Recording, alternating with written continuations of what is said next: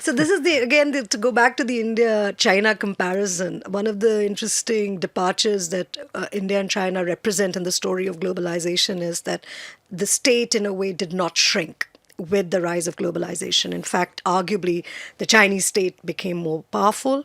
You could say even the Indian state, if we take Aadhaar as an example of that, also expanded in its capacities. So, first of all, I think Ada was a response to the fact that India was building a welfare state. I mean, if you go back and look at the history, the bulk of the social welfare programs actually began after the year 2000. Universal education, Sarva Shiksha That's Abhiyan right. began in 2000. The national health activities, pensions, scholarships, all these were post 2000 phenomena because economic growth created some amount of surplus money that could be used for addressing the larger issues of creating a welfare or social security net. Yes. And that and the realization at that point that a large amounts of money were going to be spent on welfare, but the underlying system of identification was inadequate, leading to graft and corruption and diversion, is what led to things like Aadhaar. So Aadhaar was a response to the need to have much better systems of identification and targeting for welfare purposes. Right. So, and today what has happened is because of the last few years, the investment in giving everybody an ID like Aadhaar, 350 million people have got bank accounts through the Jandan program. Mobile phones, we have more than a billion mobile phones. We now have the infrastructure for direct benefit transfer. But that's on the welfare side. That's the social security side. That doesn't address the aspirational side, which is when you have this large young population, That's correct. how do you create enough jobs for them? And if the jobs are not going to come through globalization, if the jobs are not going to come through manufacturing, then what is the domestic activity that can drive these jobs? That's And correct. that is frankly not been fully answered. And a large part of the angst is that there are all these young people, but there are not enough jobs for them. The same way in which dams were supposed to solve our modernization problem in the 50s, it seems to me that tech, digital, artificial intelligence are seen as slogans, solving our problem for the 21st century. So do you think that given that experience and that dams have also led to large amount of ecological damage and so on, do you think that digital first is really the answer to all of India's woes in the No, 21st no. I century? think no sloganeering is the answer for anything. So I think we have to think of it a little more thoughtfully. I think the fact of the matter is that how do you create a welfare safety net, which is what we have now, and technology has enabled that safety net because you can electronically without loss transmit money into somebody's bank account in real time at scale. That's something that's a very good capability for making a welfare state possible. So that's one part.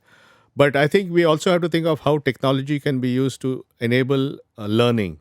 So, how do we use the power of technology to get more people to get educated, get access to skills, and so on? How do we use technology to make small firms more efficient and productive so they hire more people? So, I think all we have to think through the lens of job creation and how technology will enable job creation. It's not just saying technology. It's about thinking through the what is the architecture of the future of jobs and companies and enabling that through No, technology. so certainly I agree with you on the fact that we have to think thoughtfully about technology and job creation. But let's ponder for a moment about what the negative impact of technology might also be, because at this point of time it's seen as goody goody. And as you would have seen the Netflix series Black Mirror, which is painting a bit of a dystopian future, which is here, and this is sort of we've seen in the aftermath of Cambridge Analytica. People are surprised by the way in which technology has effects that they didn't intend it to have. So, do you think that anything about, and particularly what I have in mind is artificial intelligence? Do you think that anything in artificial intelligence worries you? No, I think uh, there are many applications of AI. AI is like electricity. It's a horizontal capability. You can use it anywhere. And one of the things in the West is a lot of focus of AI is on job automation, and that's obviously worrying. And in fact, in the West, I mean, for example, self-driving cars, autonomous cars, means that you don't need anyone to drive a car, and millions of taxi drivers will be out of a job, millions of truck drivers will be out of a job, and so on. So there's one job thing. Then the whole issue of AI in decision making, because then there's the whole value and ethics piece of it, and how if the AI is doing decisions based on data, and the data has bias built into it, then the AI will have bias. So those kind of issues, ethics issues, and then of course the concentration of data which is happening, which is a few companies or a few governments having vast amounts of data collected and profiting it from it through advertising and so on. And what are the consequences of that in terms of censorship, in terms of Surveillance. in terms of political meddling, which That's happened in the right. U.S. election. So obviously, we are seeing some of the negative consequences of technology, especially so in the last couple of years.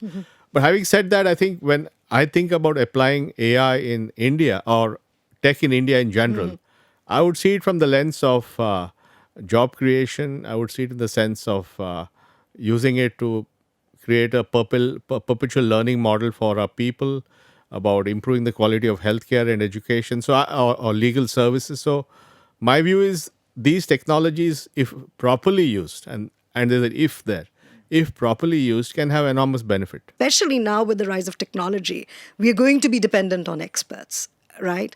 And I mean, they have a bigger role in the economy. The economy is much more technical, if I can put it like that. And the political relationship between tech expertise. Okay, we might not be like the West, but where do you think we ought to be? Where should the kind of political role be? Is it just No, I think because I think there is a question of responsibility with yeah, the sure. question of technology. Yeah, no, I think obviously the